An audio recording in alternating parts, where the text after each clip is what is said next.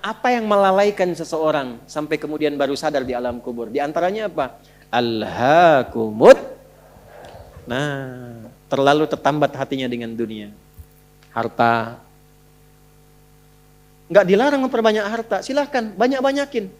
Banyakin. Tapi untuk apa? Fi sabilillah. Taati Allah dengan harta itu. Maaf, jangan kebayang kalau fisabilillah itu untuk infak saja. Cari kotak masjid. Ya, setanah kusir. Nggak begitu, kan ada konsepnya. Ini untuk yang di keluarga. Bagaimana kenyamanan di rumah, bikin rumah yang nyaman sehingga punya musalla. Ya, anak-anak sekolahkan di tempat yang mengenal Allah, tingkatkan kualitasnya. Pakai untuk umrah, pakai untuk haji. Lihat saudara-saudara di samping. Setelah itu lebarkan. Baru ada babnya lagi setelah orang tua, saudara, kerabat, ada anak yatim, baru dibuka untuk umum. Itu ada petanya. Nah sekarang pandai-pandai dengan harta, antum menghitung kebutuhan sebulannya berapa. Tabungan pemetaannya berapa. Nah yang lewat dari situ, itu titipan Allah, bekal antum untuk mendapatkan ridhonya. Sebelum diambil. Antum gaji 30 juta, kebutuhan rumah tangga 15 juta, tabungan 5 juta. 10 juta itu bekal tabungan antum tuh akhirat. Maka babnya keluarkan di Quran. Apa bab ibadah lewat harta? Tunggangi itu. Jangan terlalu bergantung. Nanti begitu meninggal baru sadar. Mau balik lagi nggak bisa. Antum sekarang punya kedudukan. Suatu saat hilang kedudukan itu. Pelajari bab tentang fikih kedudukan. Bagaimana menaati Allah lewat kedudukan. Bikin kebijakan yang baik. Sebelum meninggal. Antum lagi belajar sekarang. Taati Allah lewat ilmu. Bagaimana cara belajar yang benar. Sebelum meninggal. Ada yang kerja ngumpulkan harta aja. Ya, ada yang ngumpulkan, hitung sebanyak-banyaknya sampai lupa, tidak menjadikan semua itu sebagai bekal pulang. Selanjutnya, Al-Adiyat ayat 9. Afala ya'lamu idza bu'athira ma fil qubur wa husila ma fis. Tuh. Ini untuk pelaku maksiat. Yang banyak berbuat maksiat. Apa nanti enggak malu dan enggak khawatir kalau itu diungkap di alam kuburnya?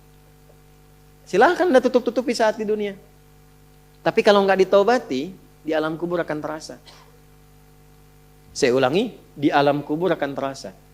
Silahkan tutupi. Jadi ada dua tipe pelaku maksiat ini. Yang pertama, pelaku maksiat yang menutupi kemaksiatannya, tapi tidak tobat. Ya, awas, ini tipe pertama. Yang saya maksudkan pelaku yang tidak tobat ya, bukan yang tobat. Jadi pelaku maksiat, dia sadar dia maksiat. Dia bisa tutupi dari manusia, tapi dia pilih nggak tobat. Nah ini nanti akan diungkap di alam kubur dan diberikan satu muqaddimah azab nerakanya. Yang kedua, pelaku maksiat yang sadar dengan maksiatnya dan secara terbuka dia bermaksiat. Karena merasa kuat dengan menunaikan atau mengerjakan perbuatan maksiat itu. Ya. Nah itu dua tipe seperti itu. Turunlah kemudian surah Al-Adiyat ini salah satunya. Afala ya'lamu idza bu'athira ma fil qubur wa husila ma fis, akan diungkap suatu saat nanti. Kalaupun Anda tutupi. Tapi bagi yang terakhir, perhatikan baik-baik. Bagi yang merasa nyaman dengan kekuatannya, baik itu kedudukan ataupun harta, sehingga terang-terangan berbuat maksiat dan merasa tidak ada yang mampu untuk mencegahnya, itu saat masuk kuburnya langsung ditampakkan neraka pagi dan petangnya. Di surah Ghafir, surah ke-40, ayat 46. An-naru yu'raduna 'alaiha ghuduwan wa 'ashiyya. Hati-hati. Ya, hati-hati. Wa yauma taqumus sa'atu adkhilu ala fir'auna asyaddal adzab. Jadi orang-orang yang maaf sekali gemar mengumpulkan hartanya untuk pamer saja, untuk mengoleksi dunia, tak pernah punya visi hidup untuk pulang, maka mesti hati-hati. Alhaakumut takatsur. Orang yang maksiat terbuka nggak mau sadar mesti hati-hati, ya, karena cara pulangnya itu berbeda.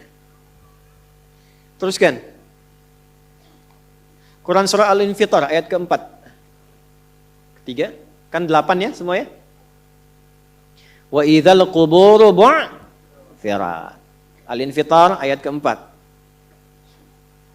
Apabila yang dikubur itu sudah terungkap, terbuka semua. Maksudnya selesai. Terbelah. Ini kiamat. Jadi dikubur pun gak selamanya. Ya. Ada yang pengen abadi di alam kubur? Tidak, gak selamanya. Ya. Jadi kalau yang nikmat di alam kubur tadi, kan diberi kenikmatan ya. kenikmatan pembuka. Itu cuma mukadimah aja Pak Bu. Insya Allah nanti kalau sudah masuk kubur, ya insya Allah mudah-mudahan dimuliakan. Itu kalau dapat kemuliaan, itu cuma pembuka. Itu cuma pembuka saja, mukadimah saja. Diberi kenikmatan melimpah, enak, istirahat, nyaman dan macam-macam, ya. Itu cuma pembuka aja. Nanti satu masa selesai di situ. Wa idzal quburu bu'tsirat. Selesai semuanya, balik kita ke alam lain, puncaknya ke akhirat. Nah, ayat ini Al-Infitar ayat yang keempat ingin menegaskan di alam kubur pun tidak abadi, pindah. Oh, berarti yang pelaku maksiat tadi menyimpulkan, nggak apa-apa kan cuma sementara mimpinya bangun. Iya, Cepi, cuma saat bangun lebih dahsyat. Jadi yang dimimpi keluar semua. Ya. Ya. Terus, Quran surah Abasa. Ya, surah 80 ayat 21. Baik, pelan-pelan. Kalau tadi kan sudah diungkap ya, di kuburnya bagaimana, nikmatnya bagaimana, bahayanya bagaimana yang mengancam. Nah, sekarang kita akan masuk ke kubur tidak? Akan masuk tidak? Nah, maka di Abasa ini diingatkan. Quran surah 80 ayat 21. Tsumma amatahu fa'aqbarah. Orang yang hidup itu satu saat pasti akan diwafatkan. Kalau sudah wafat akan dikuburkan. Di semua kita tidak ada yang bebas dari penungguan di alam kuburnya. Tadi tunggu. Ini, CAQ semua kan? Calon alam kubur. Kita akan masuk nih. Jadi Allah sadarkan mumpung masih hidup, dari dua kejadian tadi, ambil ibrahnya, siapkan diri kita, karena kita nggak akan bisa menolak kematian. Kalau sudah wafat, pasti dikubur.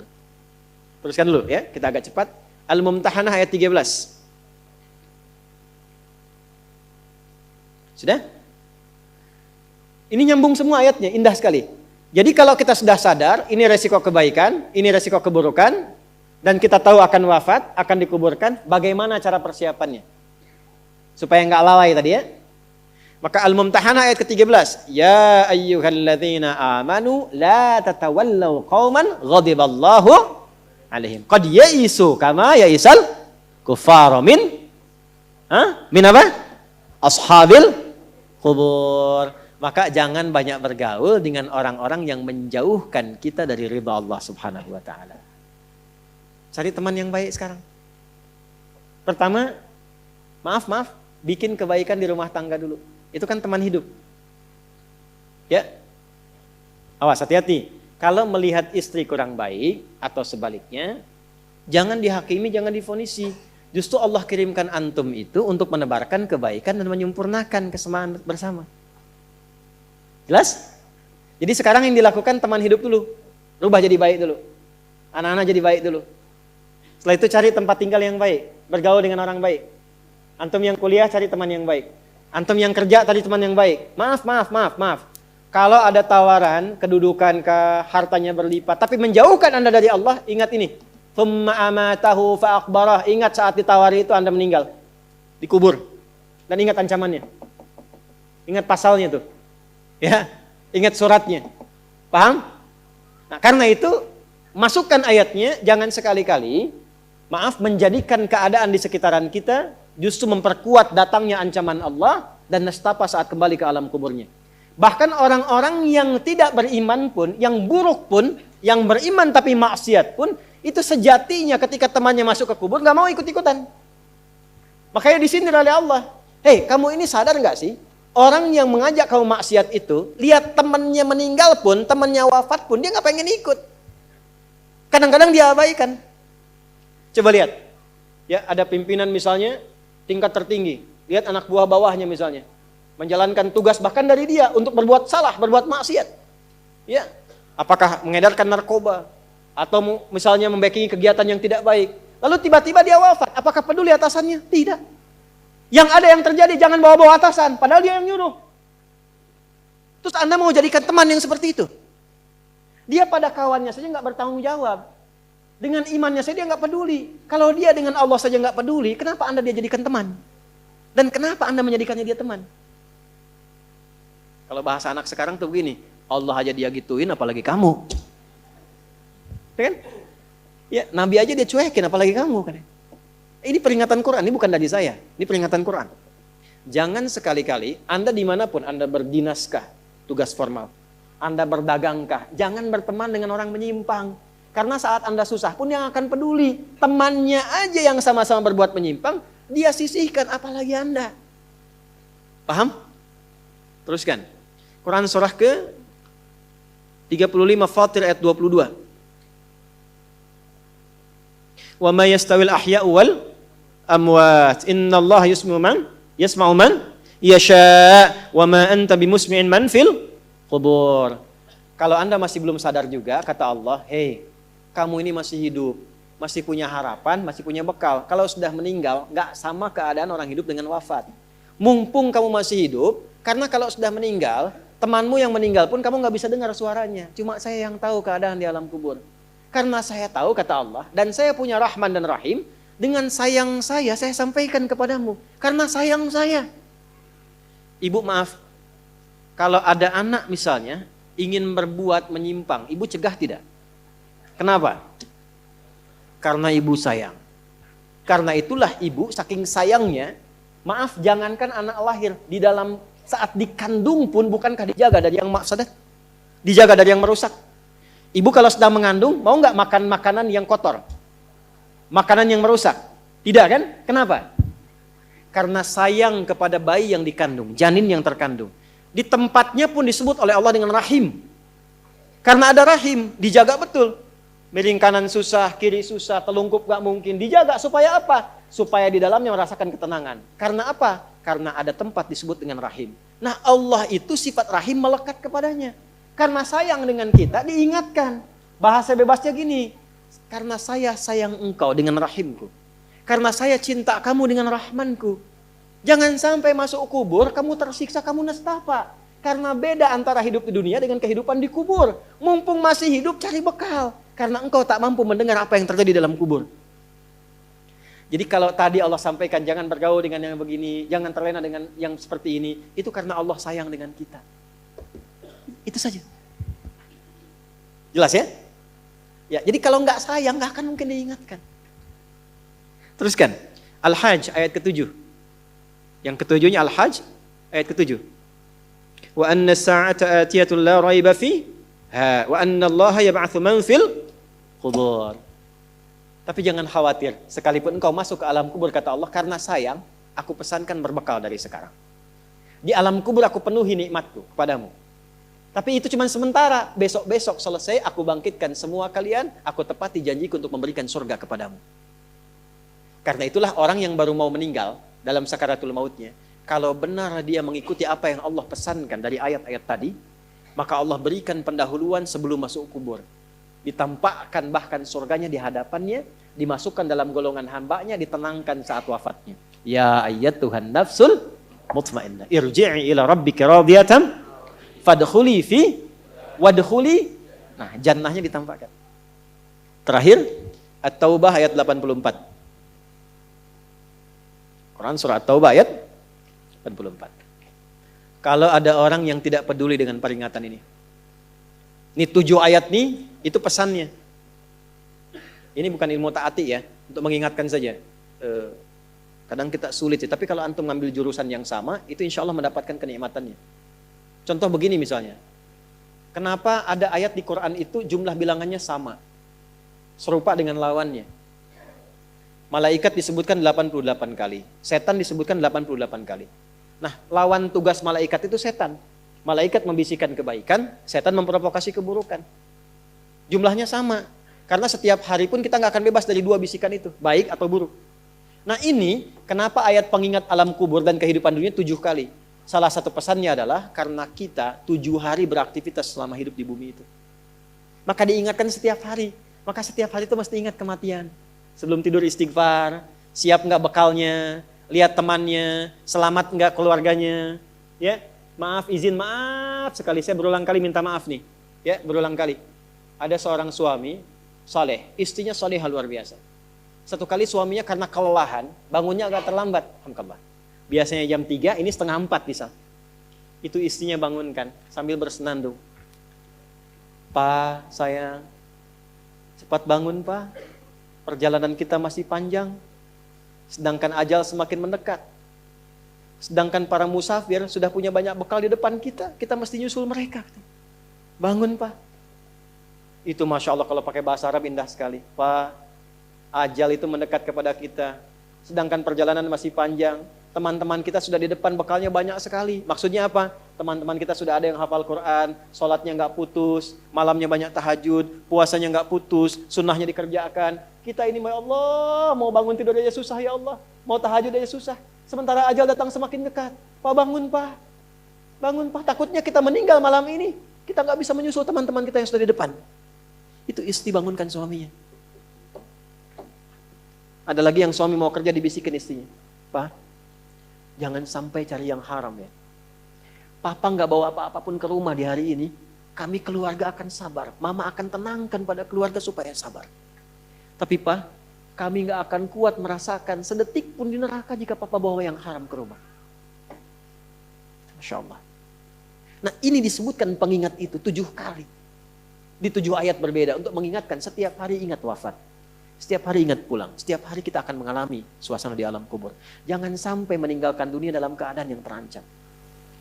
Kalau masih nggak sadar juga dengan pengingat ini, muncul ayat ke-8. Muncul ayat ke-8. Di At-Taubah ayat 84. Tempatnya pun At-Taubah. Ngajak taubat dulu sebelum diingatkan. Tapi dasar karena nggak pengen taubat juga, maka munculnya ancaman. Kalau ada yang masih nggak peduli, bahkan ada orang Islam yang masih bertahan dengan keburukannya, menampakkan ke orang lain dengan sifat nifaknya, maka turun ayatnya. Wala tusalli ala ahadim minhum mata abada. Wala taqum ala qabri. Allahu akbar. Innahum kafaru billahi wa rasuli wa matu wa hum fasiqun. Kalau ada yang masih begitu, dan Anda lihat diingatkan susah, masih menampakkan kemaksiatan, Allah langsung memberikan ancamannya. Kalau dia bertahan demikian sampai dengan wafat, gak usah disolatkan. Jangan sampai berdiri di depan kuburnya katanya. Kurang apa lagi? Tiap hari diingatkan. 7 kali, 7 hari beraktivitas, 7 kali diingatkan. Diberikan kasih sayang, diarahkan pada yang benar. Ditunggu sampai tobat, tapi masih mengancam. Masih menampakkan kehebatannya sampai dia wafat. Maka peringatannya apa? Orang-orang yang sengaja menantang berbuat maksiat, menghalalkan dosa yang besar, itu dihukumi oleh Quran. Kafaru billah. Yang menghalalkan dosa besar itu dihukumi kufur. Tapi jangan sembarangan, ya, jangan sembarangan menghukumi. Karena ada yang punya otoritas di situ. Gak boleh Anda sembarangan, ini kufur, ini togut, ini gak boleh. Gak boleh. Ada yang punya otoritas. Dan ada yang paham fikihnya. Gak boleh sembarangan. Hati-hati kalau ada aliran mengajak Anda, ini togut, ini aja, bunuh aja, tembak aja, tinggalkan itu. Tinggalkan. Karena ada yang punya otoritas untuk menentukan klasifikasi mana yang benar, mana yang salah, mana yang ini, mana yang begitu. Jangan sampai terbawa pada aliran demikian. Jelas ya? Baik. Tapi kalau ada yang nekat berbuat maksiat sampai wafat, kata Allah, Nabi pun sampai dilarang. Jadi ini ayat turun tentang Abdullah bin Ubay bin Salul yang hidupnya mengaku muslim tapi banyak sekali menyakiti Nabi. Banyak berbuat maksiat, bahkan merencanakan pembunuhan kepada Nabi. Ditampakkan oleh Allah, begitu Nabi ingin menampakkan sisi kemanusiaan dengan menyolatkannya, turunlah ayat ini. Jangan disolatkan Muhammad. Jangan disolatkan.